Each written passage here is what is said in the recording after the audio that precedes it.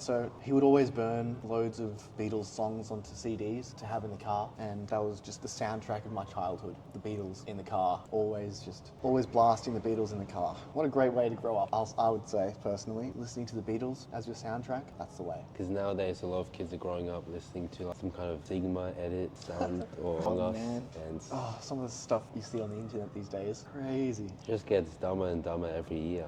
Yeah, I worry for kids. I mean, I see the kids out there sometimes, and it's not pretty. Some of the kids and the way they behave, you can tell they're just iPad kids. It's sad. Imagine them 10 years time trying to find purpose or direction, and they've spent all those years on iPads or... Yeah. I mean, even myself, I've noticed the effects of technology. Just my attention span is a little diminished. I'm really lucky that I was just able to grow up before it really took over and internet culture became a thing properly. So I relate a lot more to the older generations than the new ones. I don't know if I guess I like that. I guess I like, having that kind of old soul, but I feel so out of touch at the same time with what's going on the internet these days. And there's no way to keep track of it, for me at least. Maybe you're different, I don't know. Now there's this new wave of AI. A lot of kids using ChatGPT and AI image generation and all of that. Well, actually, ChatGPT is an amazing tool. As long as you don't use it for malintent. You can use it to plan holidays. You can use it to do anything. I mean, it's limitless. If you want to go for a road trip for 3 weeks around Australia, you can just tell it that and it'll plan everything for you. It'll make a detailed itinerary of places you can stop and activities for every single day that you're gone. It'll even tell you how much it'll cost in fuel, and it's mind-blowing. And it helped me create 4 questions in the script as well. It's used all over the place. You just got to be careful to make sure you use it as a tool, not as a new you. Because if you make it do everything, you won't really develop much skills. Yeah. I still make most of the script myself because otherwise you lose that skill and it doesn't have that human feeling to it. And I mean, even if you do use it to write the whole thing for you, you can then look through it yourself and rewrite it using inspiration from that. And when you're writing lyrics for songs, if you use ChatGPT to write all your songs, you won't have the skill to write your own. And it's kind of almost fraudulent. You didn't write that, so why are you publishing it under your name? And a lot of people are getting tired of AI-generated content or songs or music or art. A lot of people, it lacks a lot of personality, a lot of AI-generated stuff. People want more authentic stuff. Yeah, and it's pretty easy. I guess it's getting harder and harder now to tell the difference. But I think music and lyricism and stuff, it's still pretty easy to tell if it's AI generated. Images are getting a lot harder. I think also like paragraphs and stuff, it can be pretty easy to tell if it was written by AI. And have you heard about the new techniques that ChatGPT, the developers are using to prevent cheating, like in tests and stuff? So instead of using a regular space, you press a space bar, right? ChatGPT, when it sends you its response, it uses a special character instead of a space. Oh, right. It's kind of like a dash, but It's invisible. It's just a slightly differently spaced amount than the regular space bar. And so then if you submit that as your school project, the school anti-cheat software or whatever will detect it and go, hey, this character is only used by ChatGPT in replacement of the spacebar. So this person is now cheating because they've clearly used ChatGPT. I thought you were talking about that dash that ChatGPT adds, that long.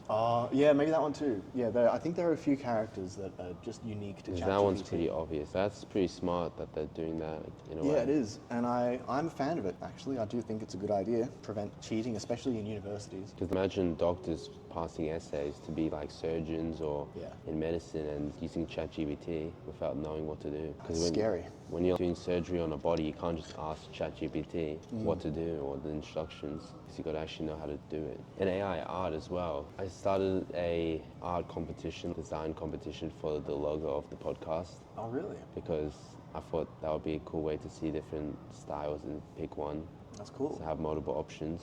And a lot of the submissions, I can't even tell if they're AI or human because of my experience using AI image generators. And I have this reverse image AI scanner, which scans the image if it's made by AI.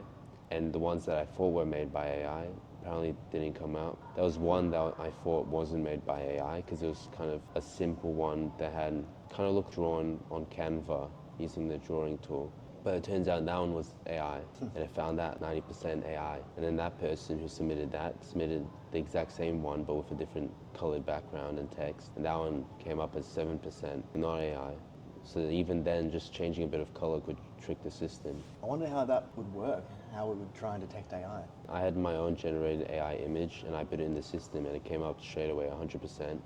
But that one, it had an emu with a missing head and some other stuff. Weird species of animal that was a koala looking thing, but it had the body of a kangaroo. Ooh, yeah, AI does generate some new species sometimes. Can be weird. Actually, I have a mate who he actually did some album art for that band I was talking about, Gamma Valley, and he used AI, but it was a really involved process. He didn't just plug in a prompt and then use the image for the album art. He had to write 50 prompts just to get the base image that he wanted, and then he would use that base image in Photoshop with 10 other different AI images, and he would blend them all together into this really cool photo that AI wouldn't have been able to do, but it gave him all the different aspects that he could put together himself. So I guess it just makes the whole thing more streamlined in a way. But then you have to wonder if it's just taking work away from artists, visual artists, for example, because my mate could just get those images for free online, whereas previously, if you wanted that level of quality of an image, you would have to... Couple hundred.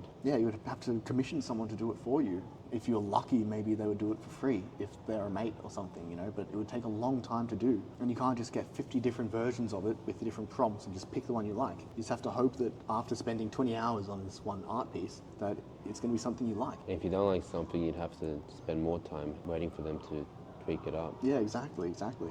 And you feel bad rejecting them for it too, whereas you can reject AI a million times and you don't have to feel bad about it. It's confusing. I don't know how I feel about it. It's good and bad.